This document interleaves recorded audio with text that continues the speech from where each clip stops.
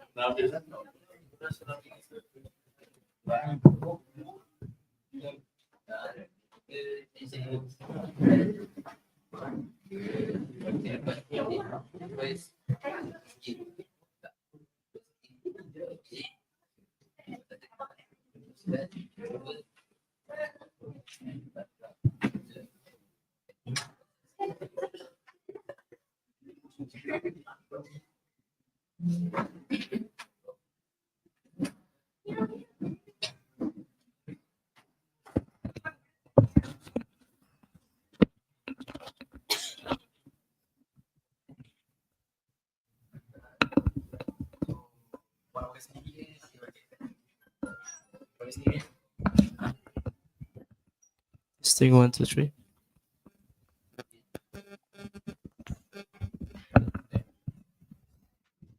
Yeah. Yeah.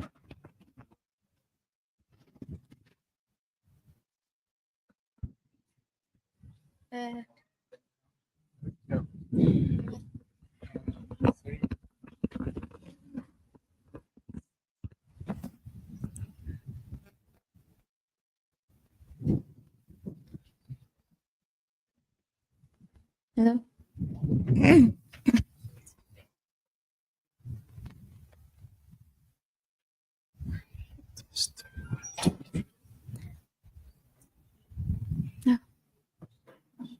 Hi, greetings and good afternoon, especially to our respected educators, teachers, and our lovely audience.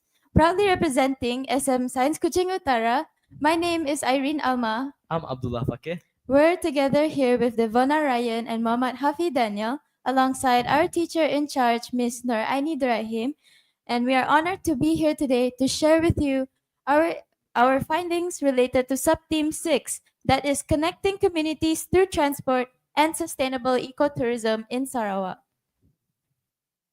Before we dive deeper, allow me to introduce to you the different modes of transportation in Sarawak that promotes ecotourism. Now, first, we have air transport. For example, the Mulu National Park, a UNESCO World Heritage Site, is now accessible by flight. Next, we have river transport.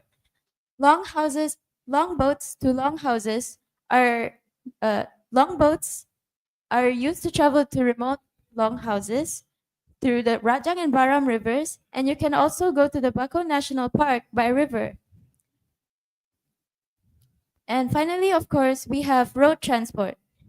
Visitors often use road transport to travel to the Bako Jetty and to Santubong Dolphin Tour.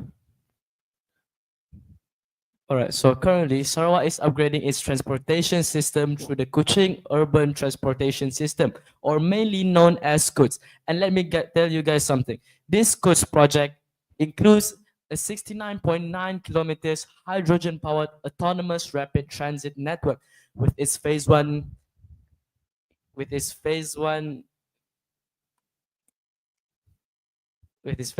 covering over 27.6 kilometers. This project is set to be completed by 2026. And get this, for your information, Sarawak's 2025 budget has allocated for goods in supporting Sarawak's green mobility goals with hydrogen fuel and low carbon initiatives. So, however, there are still some challenges and opportunities for ecotourism access in Sarawak.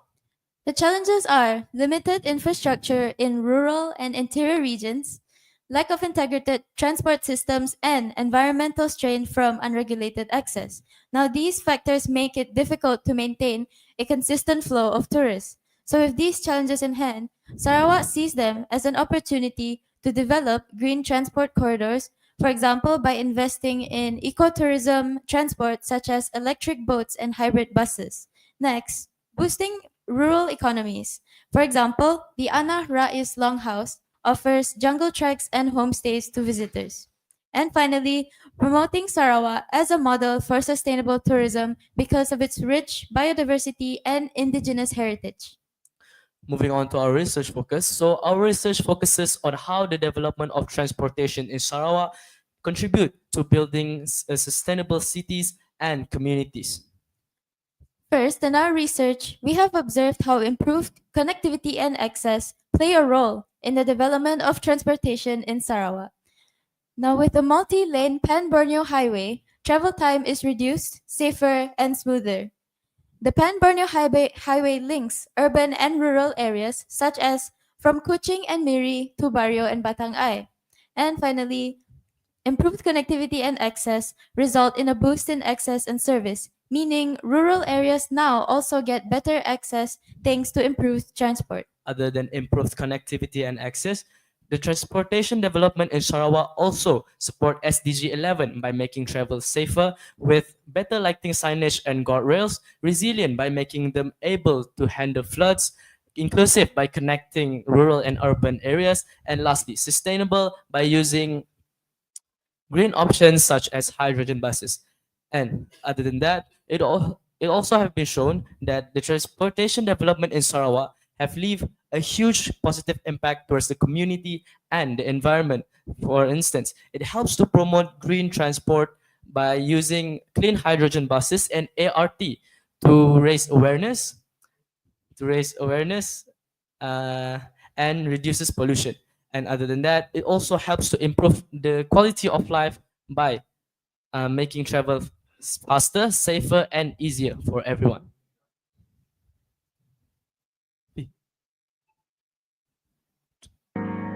Now, we will show you our stakeholders interview.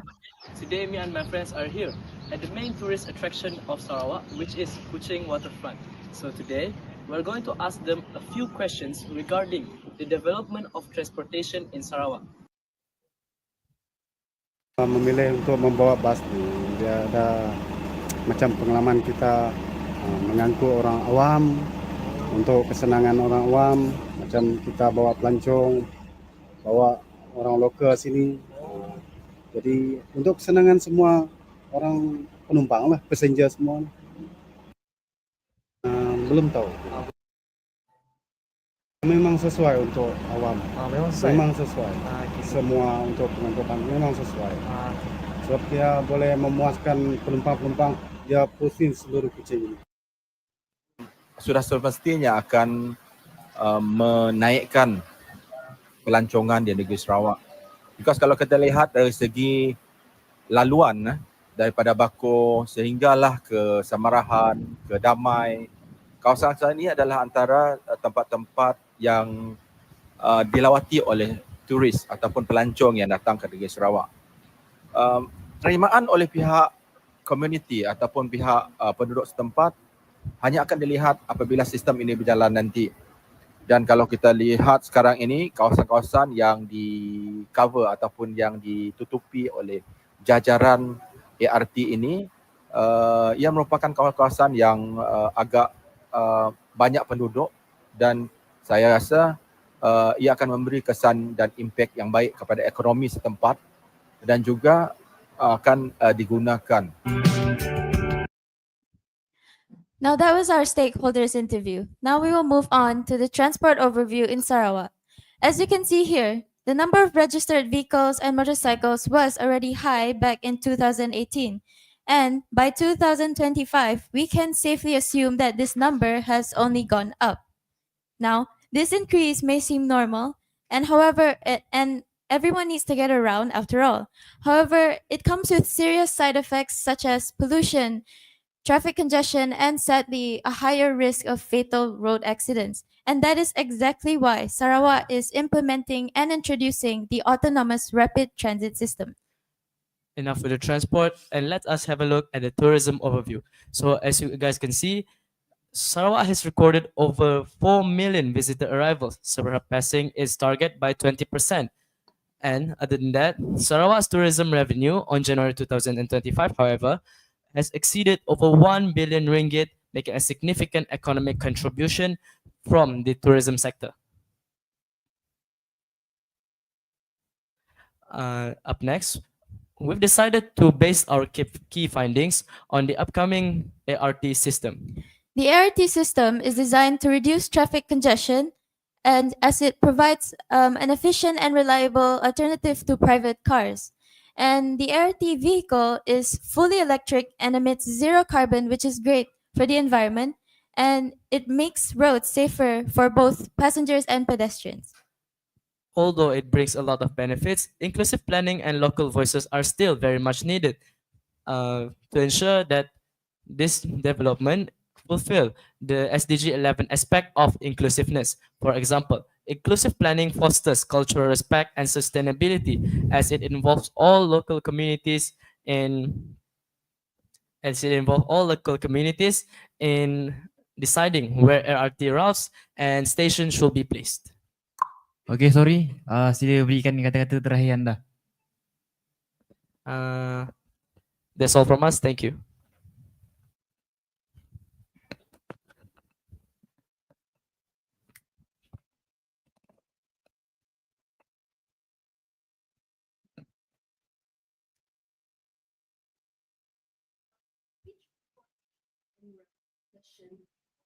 Should we how many minutes allocate for each school? Because now it's not only 9 minutes. Oh, it's only 5 minutes given, is it? Okay, thank you. Because we don't know about that. I feel like it will be like try and run for the whole section. Thank you. This way.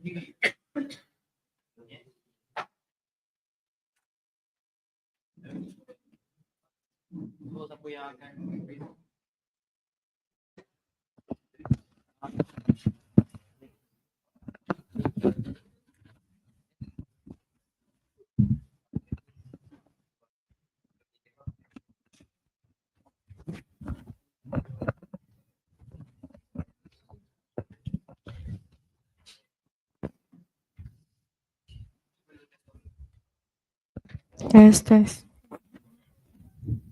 Test mic, test mic. Test mic, test mic. That's my. Okay.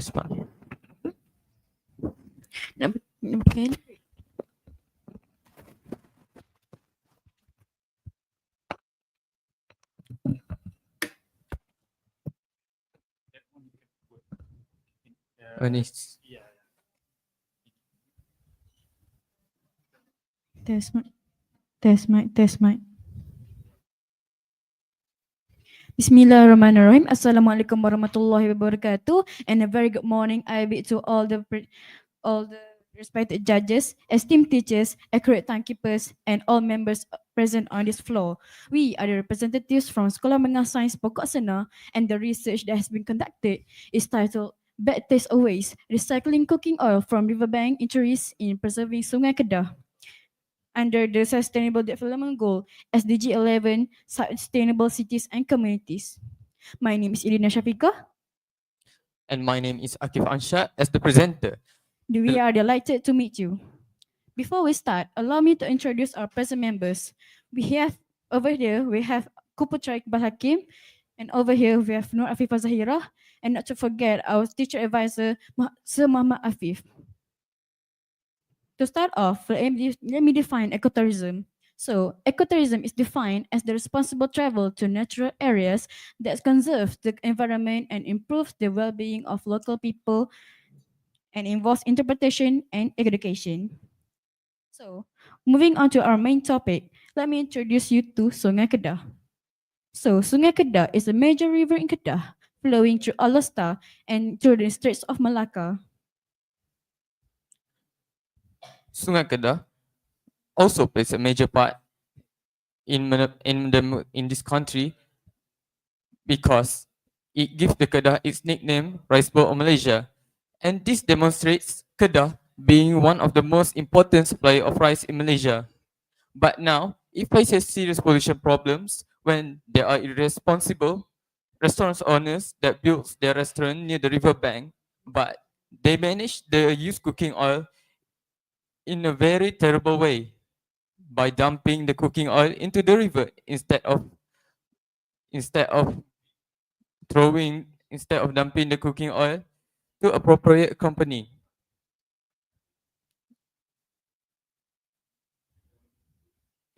There are important problem statements that we want to highlight before going further down into the rabbit hole of our research.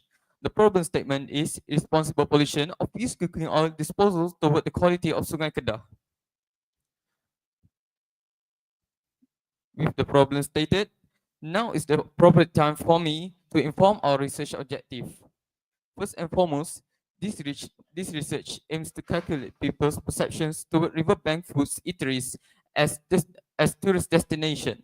Secondly, this research aims to find out the impact of cooking oil disposal towards the quality of Sungai Kedah. And last but not least, we aim to find out the systematic process of Fat Hope's company energy and how they manage to recycle this used cooking oil. And in regards with our research objective, we have also created 3 research questions, and this is the example of it. In order to shine a new light upon our research questions, we had also created 2 main methodologies.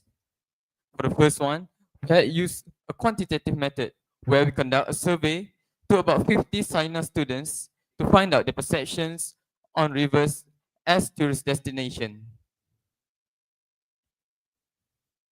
For the second methodology, we had carried out a qualitative method by doing the research on the internet to find out the impact of cooking oil disposal towards the quality of Sungai Kedah.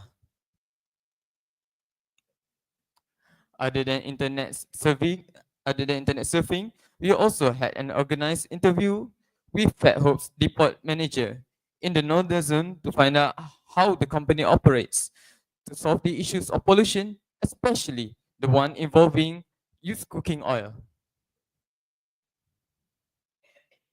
And this is the example for the survey questions that we had distributed among the Sina students.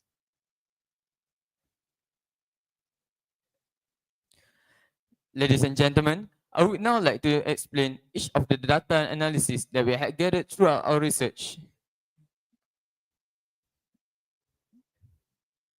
For the first data analysis, most of the students agreed with the percentage of 64% on strongly agree with the statement that accommodation is the reason why they visit Sungai Kedah. Accommodation in Sungai Kedah is very popular because of its nature. They are much more peaceful compared to the urban nature of city.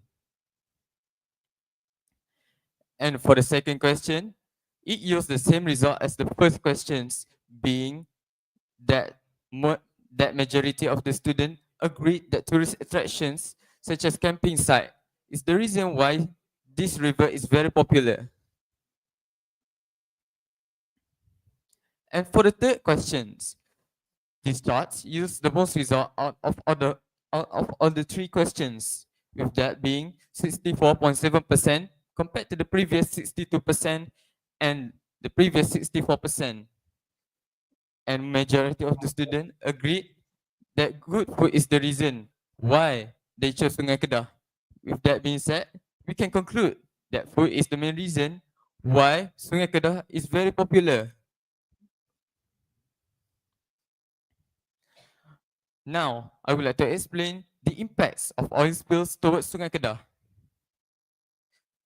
First and foremost, oil spill can harm the aquatic life in the river because when the aquatic life is coated by the cooking oil, it can disrupt their abilities to carry out their nutrition and limits the movement, causing them to die out of starvation. And secondly, oil are responsible in forming a layer on the water surface, and this can cause oxygen and sunlight to not be able to penetrate the oil surface on top of the river. This can cause many deaths in the aquatic life, especially the one involving plants. And for the last one, the oil spill can disrupt with the process of breaking down of waste products that are carried out by microorganisms, which can cause toxic build-ups in the river. And this can affect the quality of our food because the toxin would be absorbed by the fish. And when a communities went to eat at the restaurant near this polluted river, then their health level would diminishes over time because of toxin contained in the fish. So with every problem, there must be a solution. So what is the solution? We believe that Fat Hopes Energy is the saving grace for Sungai Kedah. Fat Hopes Energy is a Malaysian company that focuses on collecting and converting used cooking oil into biodiesel or biofuel. Biofuel are more environmentally friendly and can minimize the effect of pollution on the environment. Ladies and gentlemen, this is the mechanism on how this company operates on a basis. First and foremost, they will collect the used cooking oil from their clients. It doesn't matter whether it is from an individual or from branches restaurants such as KFC or McDonald's. And second of all, they will process the oil and converts it into biofuel, which are safer to use for the environment. And third, they will emphasize on the traceability of supply chain to ensure sustainability. By converting used cooking oil into biofuel and also sustainable aviation fuel, we can effectively reduce the carbon emission, usually led by vehicle every year. Ladies and gentlemen, this is the interview session that we had with Encik Amin as the depot manager of Fat Hopes Energy in the Northern Zone. And from this interview, we had concluded three main initiatives that Fat Hopes company runs to effectively increases the company efficiency. First and foremost, they had developed a loyalty app where a customer are able to call them whenever they want, so that the company could send a truck to pick up and gather the used cooking oil. And other than that, they also use aggregate UCO. From used cooking oil to palm oil with effluent, or known as POME, the integrated platform ensure responsible collection. And last but not least, they also integrated sustainable aviation fuel refinery. And this aviation fuel had been very popular lately, and even going past the national market and into the international market, such as this fuel are now being used by Dubai Airlines. To sum it up, we have concluded that the food is the main reason tourists visit Sungai Kedah. This leads to the abundance of used cooking oil being dumped into Sungai Kedah, thus polluting the river, which was caused by the bad waste management by the restaurants. However, perhaps Energy had solved the issues of used cooking oil disposal by transforming them into into biofuels as well as sustainable aviation fuel. That's the end of our research. Thank you very much.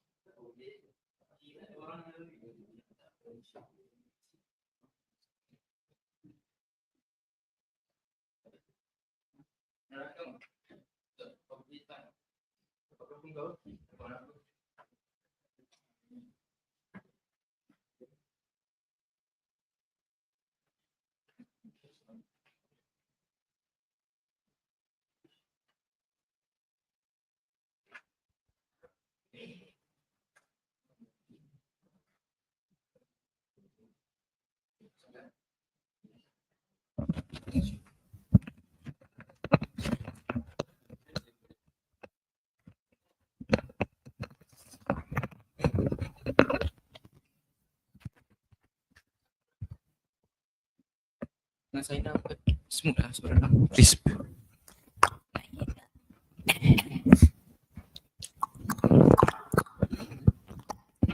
In the name of Allah, the most gracious.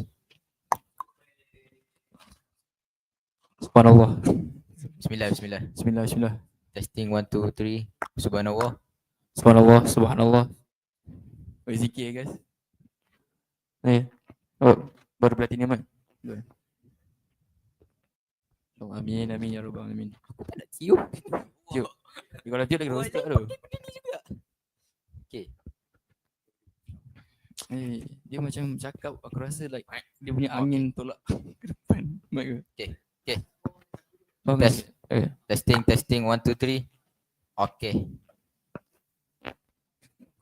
Korang jaga like hari ni dia jaga ke Testing, besok testing. Kiak. jaga? Kita dia jaga. Like, Kiak. oh. Subhanallah, subhanallah. Alhamdulillah. Wala ilaha illallah wallahu akbar.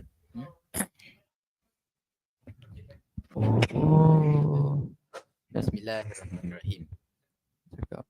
Bismillahirrahmanirrahim. Subhanallah. In the Open. name of Allah, the most gracious. Assalamualaikum warahmatullahi wabarakatuh. And a very good morning I bid to all.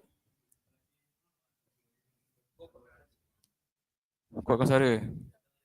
In the name of Allah, the most gracious. Sabar. Oh, sorry. Aku yang tak sabar tu. Syuk.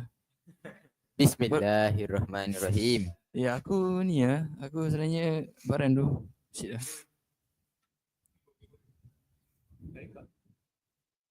Bukan. Ni Nak tengok skrip sekejap. phone kau tadi. Sorry tu. Jom. Okay. Yang ni nak test juga Kau selamat ke? Boleh. Korang dah? Dah present dah? Teruskan. Okay. Nak buat Okay. kacau. Ha? Okay. Bismillah, test. Bismillah, test. 1, 2, 3. Okay, timing. Aku mula 3, 2, 1, kau mula. Okay. Starting in 3, 2, 1. Mahatma Gandhi once said, "The earth satisfies every man's need, but not every man's greed." Today, tourism stands at a crossroad, serving either genuine sustainability or unchecked profit. That's why we choose the title Tourism's Masquerade, Grand or Green, to question whether modern tourism truly helps the planet or simply wears the mask of sustainability. But before further elaboration, in the name of Allah, the most gracious, Assalamualaikum warahmatullahi wabarakatuh, and a very good day I bid to the honorable panel of judges, beloved teachers, fellow participants, as well as members of the floor. Standing proud as Sasa Sekolah Menengah Sains Tuan Kumnawe, our job here is very simple. Okay, aku dah cakap good morning. I am your representative today, Haris. This is your moderator, Abid, Afif, the technical assistants, as well as Amza, our repertoire. Before going into problems of ecotourism, solutions of ecotourism, how do we solve set problems, let's go into the definition of ecotourism itself. We tell you,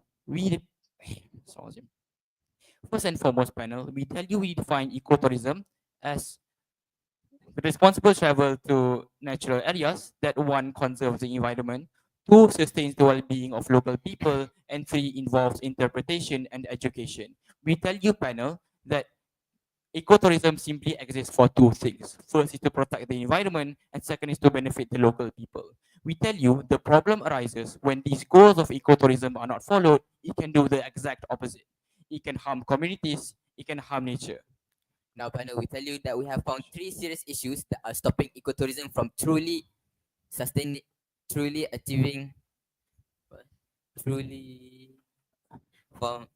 truly achieving sustainability. Okay. Aku tak ingat. The first problem is greenwashing.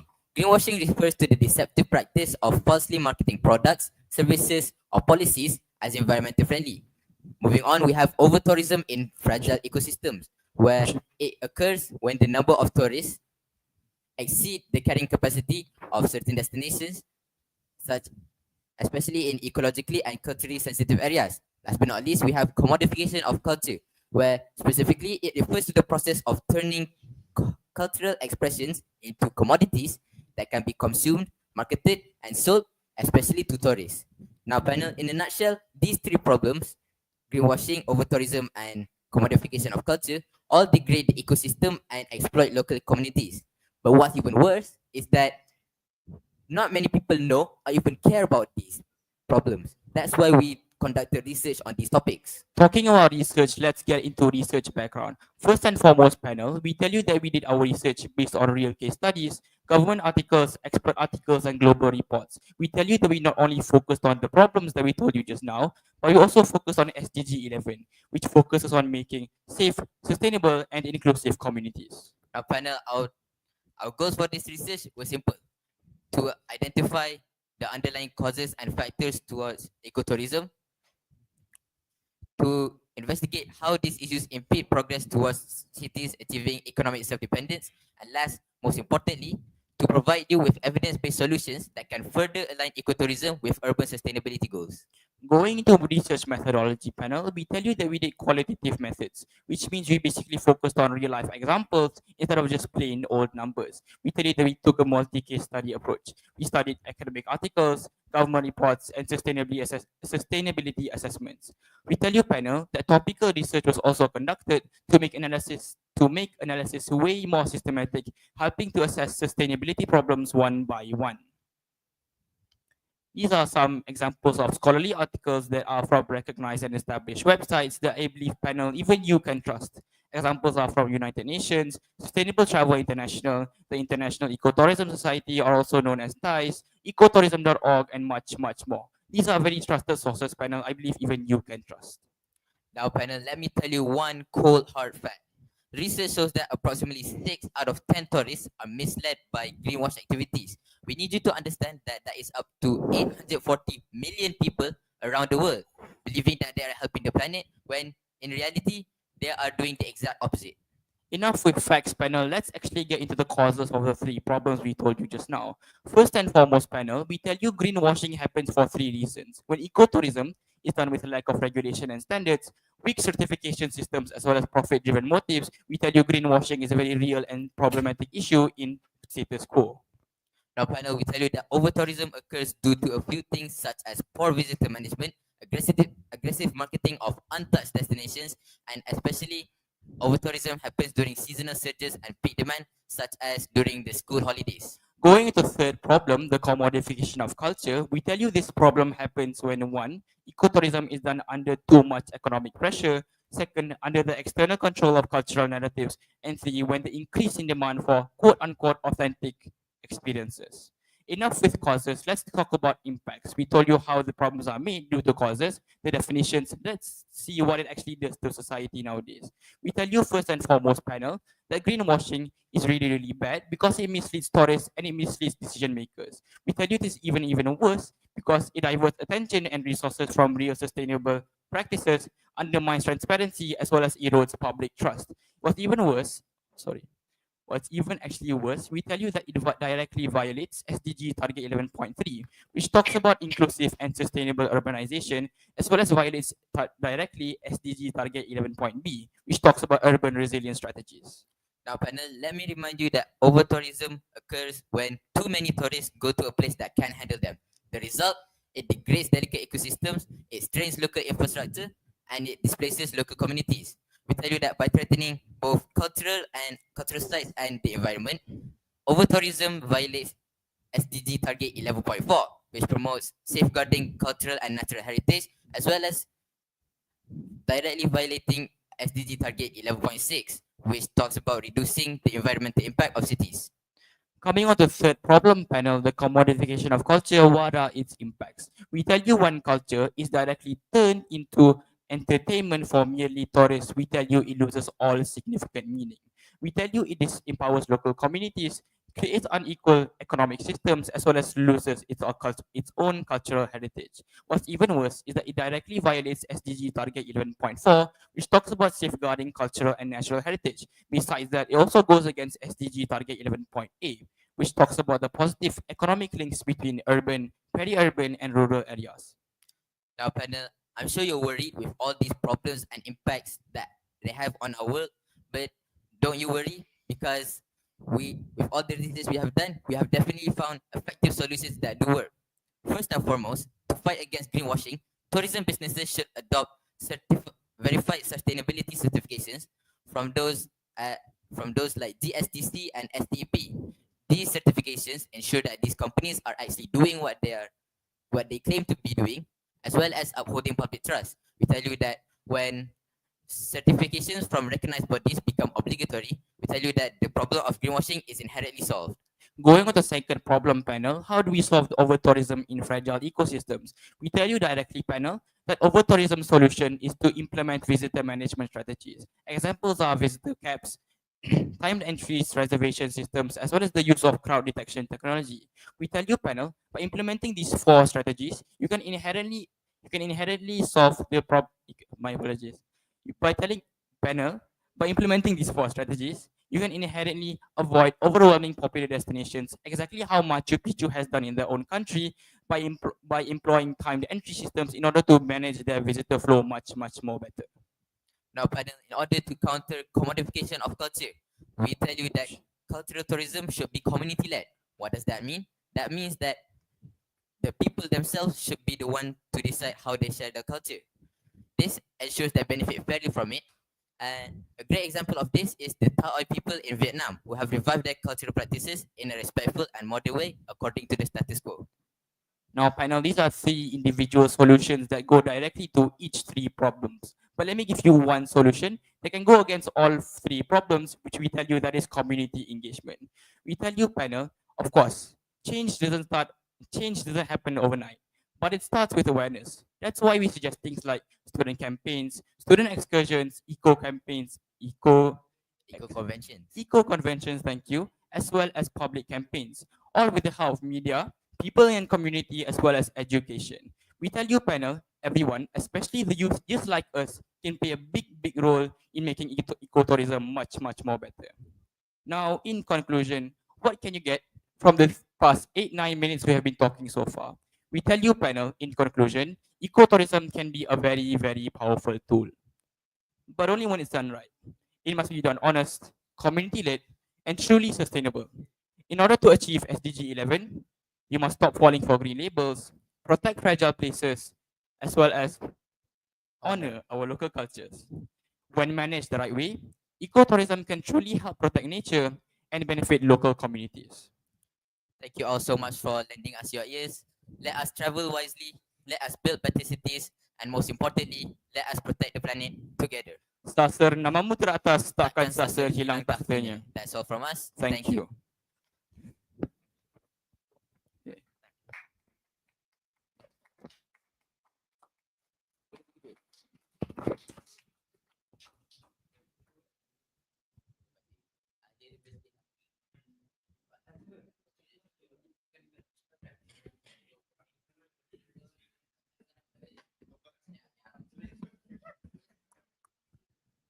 Okay, baik. Seterusnya siapa? Ada yang nak try?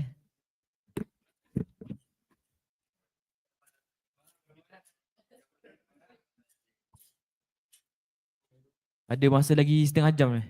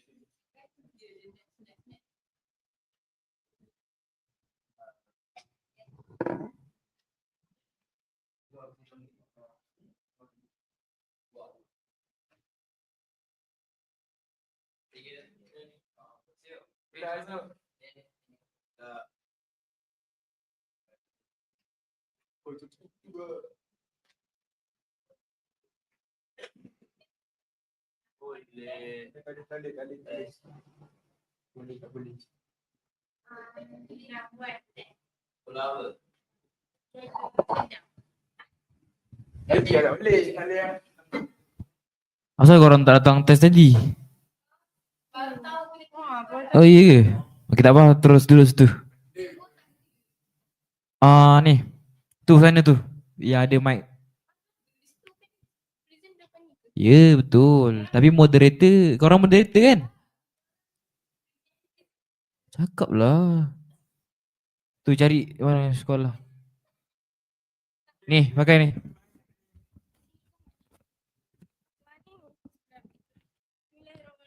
So the rule number 1 is don't go beyond the black line. If you go beyond the black line, you will out the frame. Oh, okay. Understand? Understand, Okay, thank you. understand.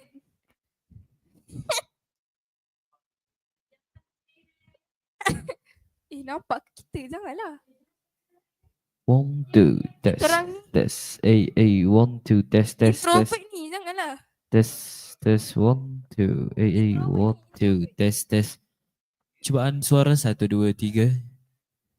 Test 1, 2, 1, 2, janganlah live, 1, 2. Hello?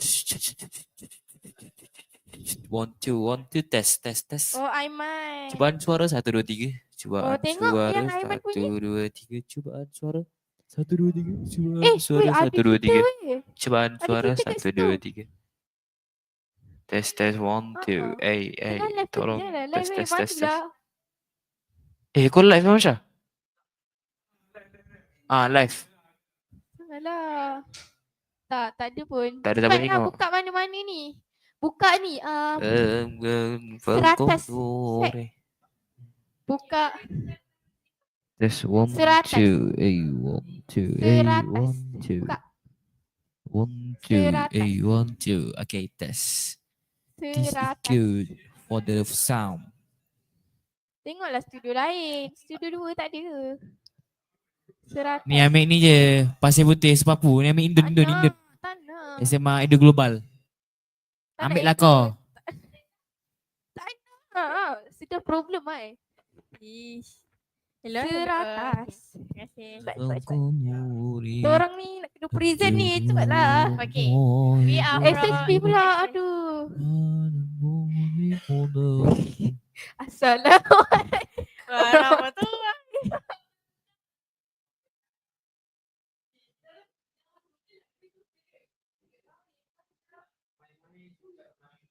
Anak main-main je. Okay, sorry. Alamak, tapi slow je. Slow je. Okay. Tutup kamera boleh tak? Tak.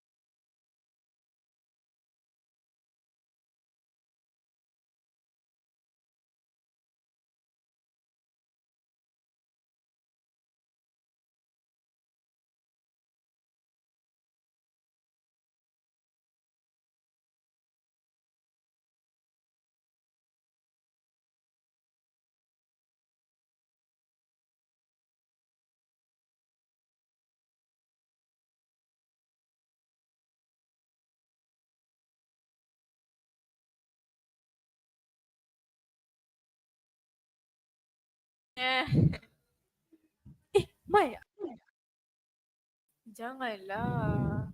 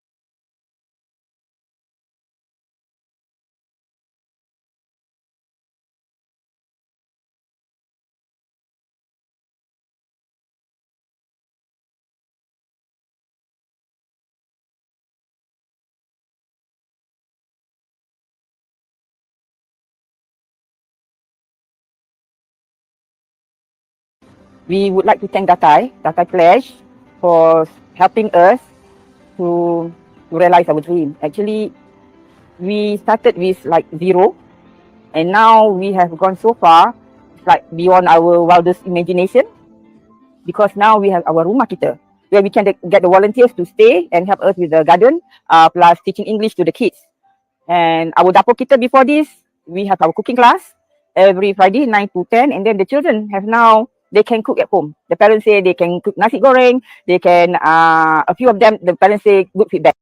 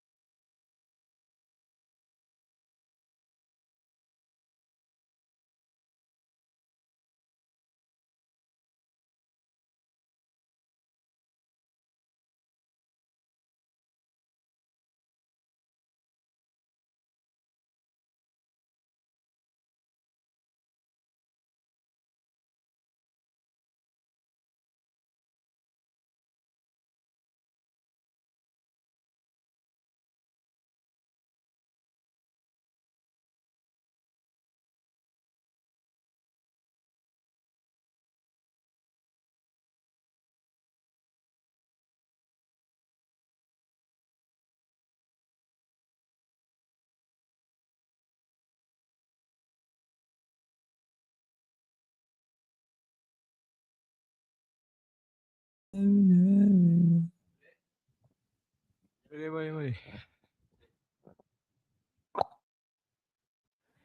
Test mic 1 2 3. Test mic 1 2 3.